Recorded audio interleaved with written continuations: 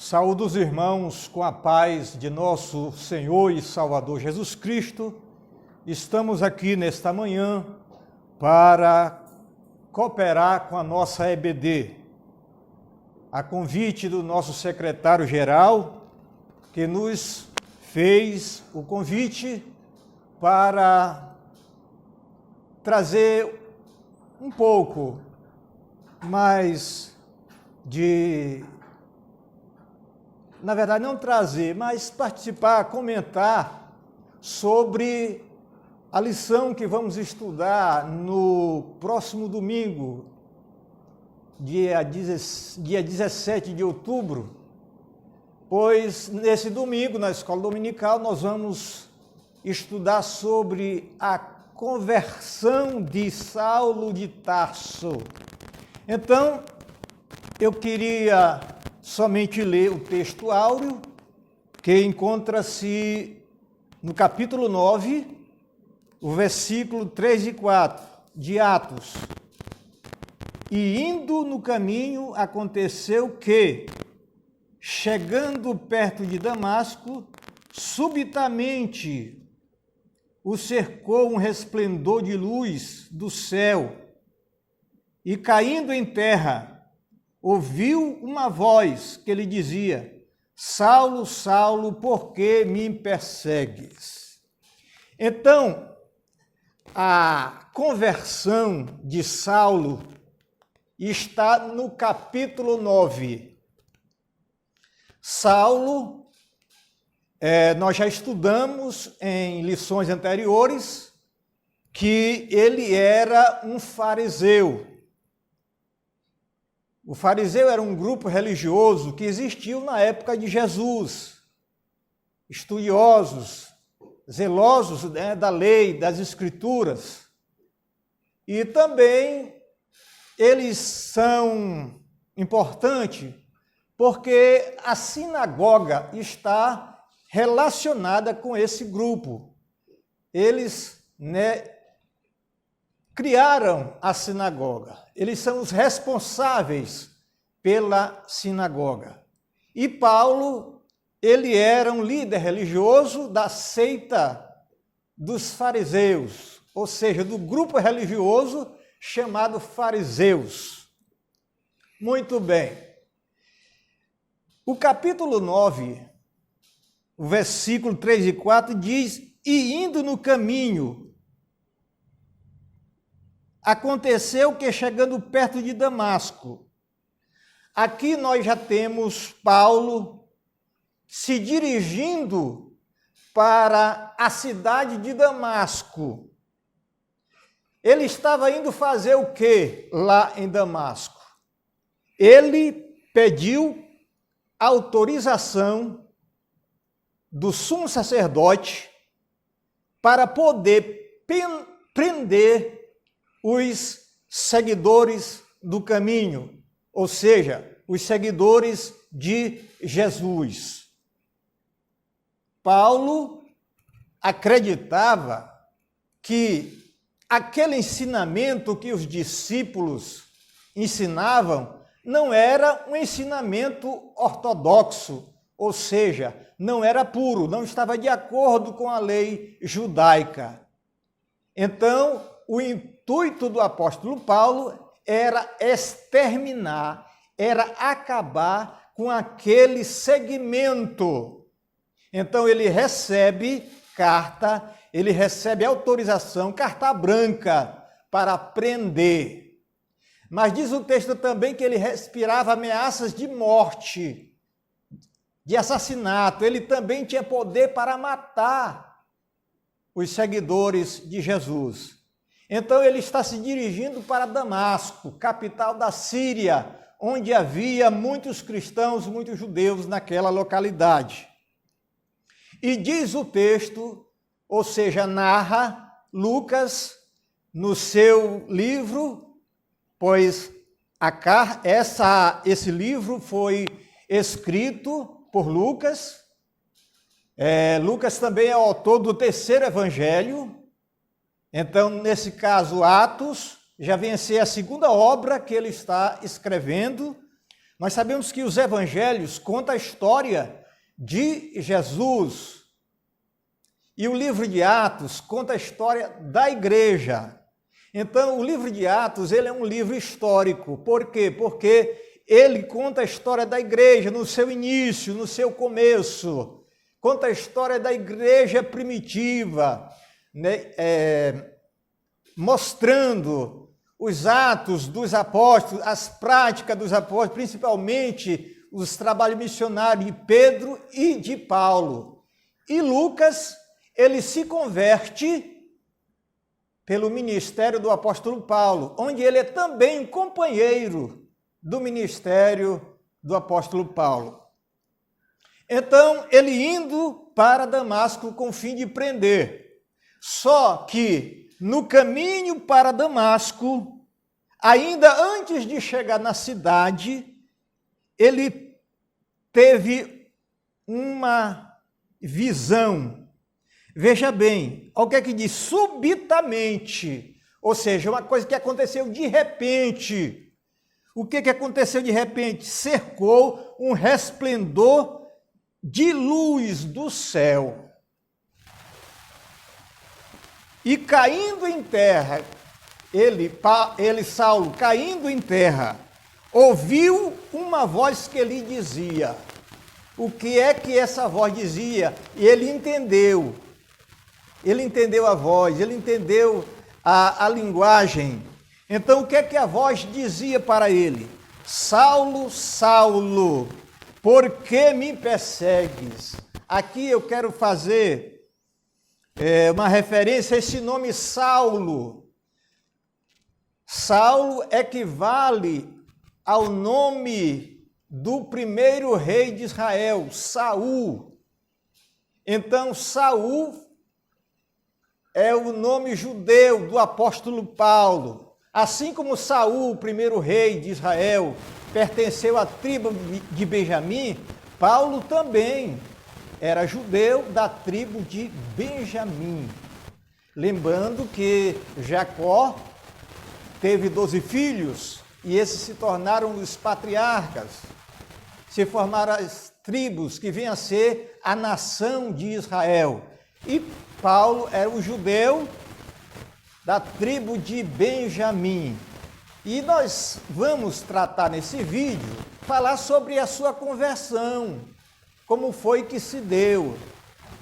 Então, muito bem, você já está sabendo que antes dele chegar em Damasco, ele tem esse encontro com o Senhor e quando chega na cidade, ele já chega convertido. Muito bem, então, mas o assunto principal, a mensagem principal que quer deixar essa lição é para falar sobre a salvação. A salvação o que é a salvação? É a graça de Deus concedida ao pecador. Foi por essa razão que Jesus Cristo veio a essa terra. Então, Jesus ele veio para essa terra para quê? Para salvar a humanidade. Salvar de quê? Dos seus pecados. A Bíblia diz que o salário do pecado é a morte.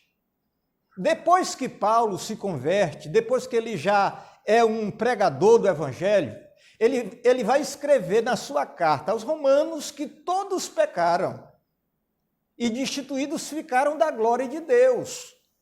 Aí ele vai dizer que a salvação é para todos agora. O judeu que havia recebido a lei, a Torá, as revelações de Deus, também é culpado, está na mesma condição. Por isso que ele diz que o Evangelho é o poder de Deus para a salvação de todo aquele que crê, primeiro do judeu e também do grego. Então, na situação, Paulo coloca que todos estão perdidos, todos precisam de salvação. Paulo, o seu encontro com Jesus foi um encontro maravilhoso, sobrenatural. E a salvação implica arrependimento. A salvação, ela implica arrependimento.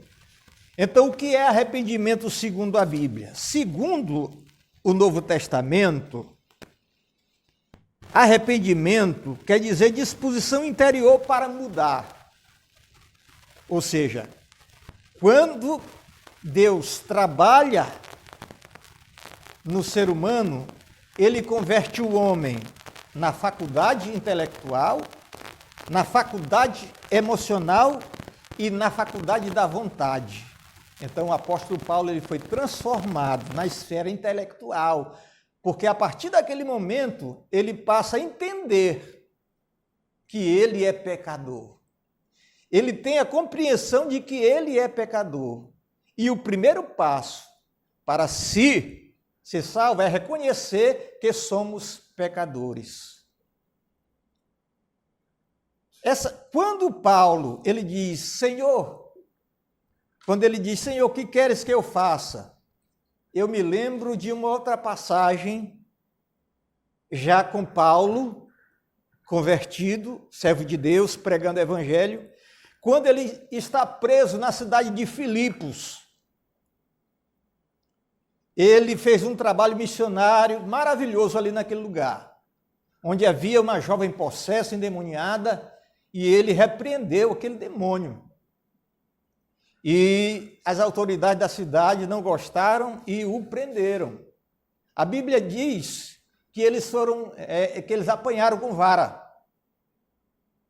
E também conta que à meia-noite houve um terremoto naquela cadeia. Foram abalados os alicerces e o carcereiro que vigiava a cela dos presos era responsável por eles, e se por acaso aqueles presos viessem fugir, ele pagaria com a sua vida. Mas não foi o caso. Os presos não fugiram. Quando ele intentou se suicidar, Paulo brada, não te faças nenhum mal, porque nós estamos aqui. A Bíblia diz que aquele homem trêmulo se ajoelha e pergunta, senhores, o que eu devo fazer para ser salvo? Paulo também pergunta, Senhor, o que queres que eu faça? Então, a partir daquele momento, ele entende que ele precisa fazer uma coisa. Ele entende que ele tem uma necessidade. Qual foi a resposta do apóstolo Paulo para o carcereiro? Crê no Senhor Jesus Cristo. Mas esse crer aqui não é apenas ter uma crença intelectual, uma fé intelectual. Essa crença aqui envolve o sentido de obedecer, de estar disposto a obedecer. Então, nós vemos que o apóstolo Paulo, ele faz essa pergunta. E ele, tremendo e atônito, o apóstolo Paulo, e ele, tremendo e atônito, disse, Senhor, o que queres que eu faça? Agora ele reconhece que Jesus é Senhor. Esse é um título de Jesus, Senhor. Então, o que queres que eu faça? Certo? Então, nós podemos perceber aqui que houve uma mudança. Como é que o homem responde à salvação que Deus oferece para ele? Ele responde se arrependendo. Ele responde crendo verdadeiramente. Porque não existe salvação sem arrependimento. Então, Paulo, ele se arrependeu. Houve uma transformação, houve uma mudança, tanto no intelectual do apóstolo Paulo, porque ele reconheceu a sua condição de pecador que precisava de salvação, no emocional, porque ele vai agora sentir tristeza pelo seu pecado. Então, Quando nós sentimos tristeza pelo pecado, isso quer dizer que houve um arrependimento, houve uma conversão genuína da parte do homem. Porque se antes ele tinha prazer em pecar, agora ele tem tristeza pelo pecado. Ele procura evitar de todo jeito o pecado, porque o pecado, ele não agrada a Deus, e a Bíblia diz que ele faz separação entre Deus e o homem. Então, e também foi, essa salvação atingiu ele, Deus trabalhou também na esfera da vontade dele, porque a vontade dele agora é fazer o que era certo. Ele queria fazer a vontade de Deus.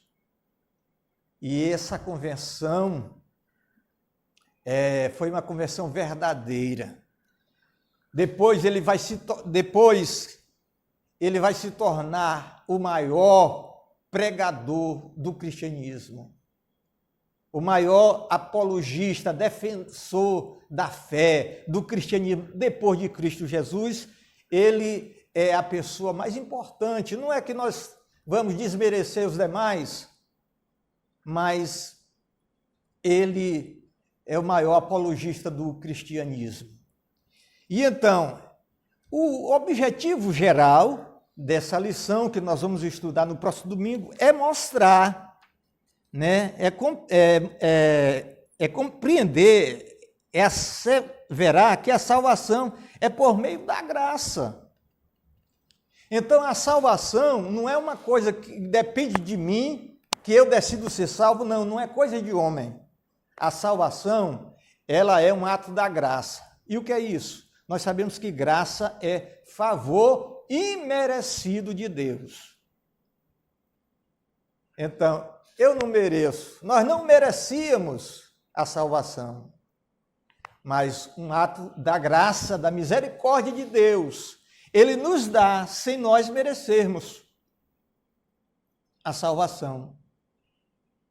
Então, é um ato da graça de Deus, por meio da graça. Então, a salvação é de Jesus, é por Jesus e só em Jesus.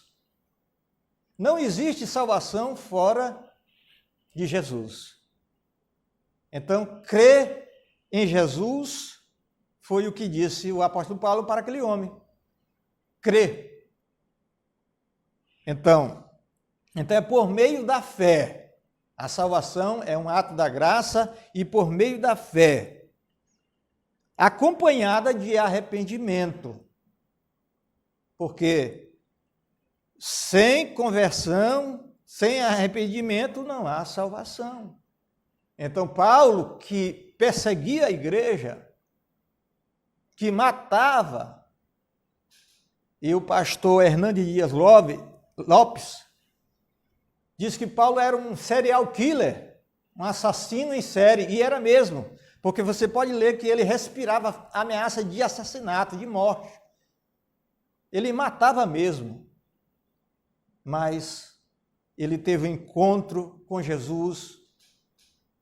E eu quero dizer para você que não é o pecador que procura Deus. É Deus que procura o pecador. É porque a salvação primeiramente vem de Deus. É Deus que quer salvar o homem. Então, ele diz que o bom pastor, ele dá a vida pelas suas ovelhas. Então, quando as ovelhas estão desgarradas, quando uma não está junto, o que é que vai? O pastor vai em busca da que está extraviada, perdida. Então, é Jesus. A salvação é de Deus. É Jesus que dá a salvação. Então, a salvação não é uma coisa que a gente decide, que a gente é coisa nossa. Não, a salvação ela é dom de Deus. Muito bem. E então,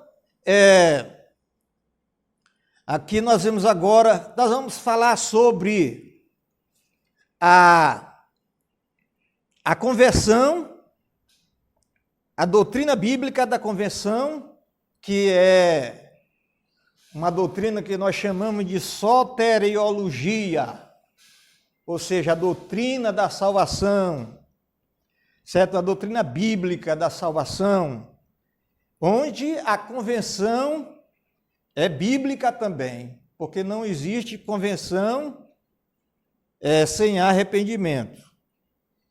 Muito bem. Então, nós já vimos esta parte.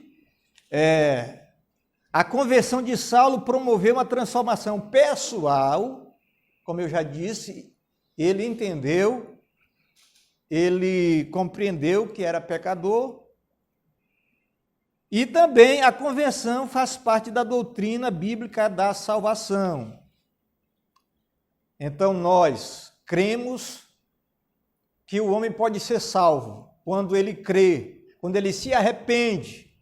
Então ele obtém a salvação, que é por meio da sua fé, que é o meio da graça de Deus para todo aquele que nele crê.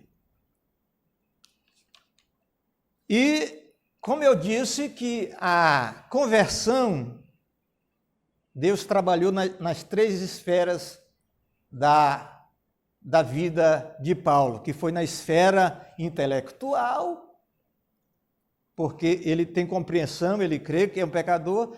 Na esfera emocional, ele sente tristeza pelo pecado. E na esfera da vontade, porque ele vai passar a fazer o que é certo. Ele vai fazer a vontade de Deus.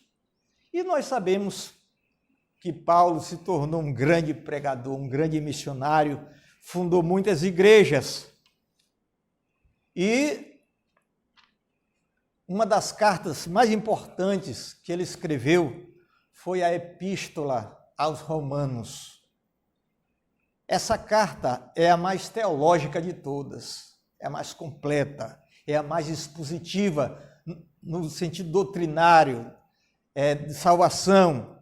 E também foi através dessa carta que muitos se converteram, como Martinho Lutero, que é o precursor da Reforma Protestante, se converteu lendo esse livro. Depois nós temos também Agostinho de Hipona, também, que se converteu lendo esse livro.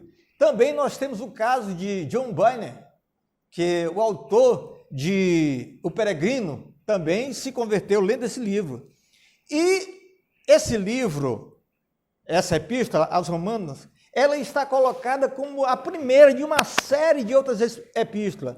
Não porque ela é maior ou que ela foi escrita primeiro. Não, você pode ver que depois de Atos vem Romanos.